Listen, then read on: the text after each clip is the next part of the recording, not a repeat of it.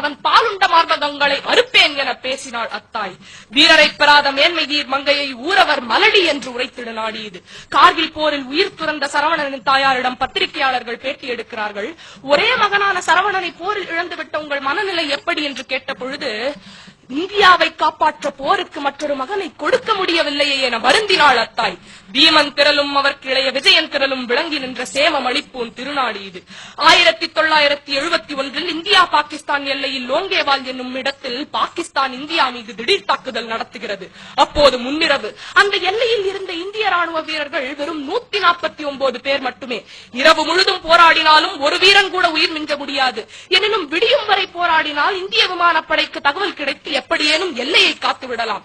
இந்த சோதனை வந்த பொழுது 149 வீரர்களும் ஏகமனதாக வீரப்போரிட்டனர். மரணம் நிச்சயம் என்று தெரிந்தும் வெகு சிலரை தவிர்த்து பல பேர் வீரமரணம் எய்தினர். காலையில் விமானப்படை வந்து பாகிஸ்தானிய அதர்ம போரை அடக்கியது. இவ்வீரர்கள் வாழும் வரை போராடவில்லை, சாகும் வரை போராடினார்கள். வாழ்தல் வேண்டி போராடவில்லை, வாழ்விக்க வேண்டி போராடினார்கள். காப்பியமும் புராணமும் இலக்கியமும் வீரத்தினை போற்றியது கத்தி பிடித்தவர்களை கருதி மட்டுமல்ல, சத்திய வழி நடந்தாரையும் பக்தியில் சிறந்த அடியாரையும் சேர்த்துத்தான். கற்றுளை போட்டி ஓர் கடலில் பாய்ச்சினும் என பேசவும் என பேச வைத்தது வீரம் நிறைந்த பக்தி. சிலுவை சுமந்த இயேசுவும் மெக்கா முதல் மதினா வரை நடந்த நபிகளும் வீரம் நிறைந்த பக்திக்கு சாட்சி. மாளிகை துறந்து மயான பூமியில் வாழ்ந்தாலும் ஆவி துறந்த மகன் அனாதை பிணம் ஆனாலும் சத்திய வழி துறக்காத உத்தமனாய் ஹரிச்சந்திரன். அவன் வழி பின்பற்றிய அண்ணல் காந்தி.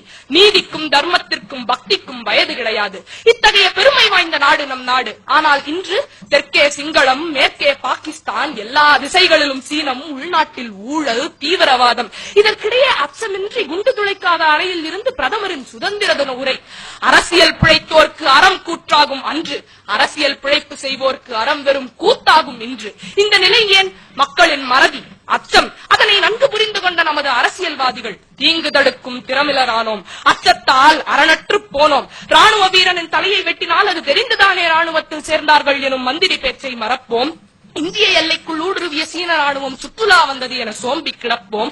நீர்மூழ்கி கப்பல் வெடித்தது ஏன் எனும் உண்மையை மறைப்போம். நாணயத்தின் மதிப்பை, இந்திய நாணயத்தின் மதிப்பை கவலை ஏதுமின்றி குறைப்போம். தேர்தல் நேரத்தில் வாக்குறுதிகளை அள்ளி இறைப்போம். பின் சுவிஸ் வங்கியில் சுயநலமாய் பணத்தை நிறைப்போம். போதும் போதும். இந்த அரசியல்வாதிகளின் முகத்திரையை கணமே கிழிப்போம். சும்மா வரவில்லை சுதந்திரம் என ஒன்று கூடி நினைப்போம். வந்தே மாதரம் எனும் மந்திரத்தை மீண்டும் ஒன்று கூடி உரைப்போம். யார் வருவீர்? தேசமே நலிவோடு தேய்ந்திட மக்களின் பாசமே பெரிதென பார்ப்பவன் செல்க. சோதரர் தம்மை துரோகிகள் அழிப்ப மாதரார் நலத்தினை மகிழ்பவன் மகிழ்க. படைமுகத்தி இறந்து பதம் பெற விரும்பா கடைவடுமாக்கள் என் கண்முன் நில்லாதீர். மக்களாய் பிறந்தோன் மடிவது திண்ணம். தாய்ப்பிறன் கைப்பட சகிப்பவனாகி நாயன வாழ்வோன் நமரிங்குளரோ. ஊரவர் துயரில் உருகுவோர் இருமின், சோர நெஞ்சிலா தூயவர் இருமின், வீரியம் நிறைந்த நெஞ்சினோர் இருமின், பாவியர் குருதியை பருகுவோர் இருமின், நெஞ்ச குருதியை நிலத்திடை விதைத்து வஞ்சகம் அழிக்கும் மாமகம் புரிவோம் யாம். வெற்றியே அன்றி வேறெதும் புரிகிலேம், வெற்றியே அன்றி வேறெதும் புரிகிலேம்.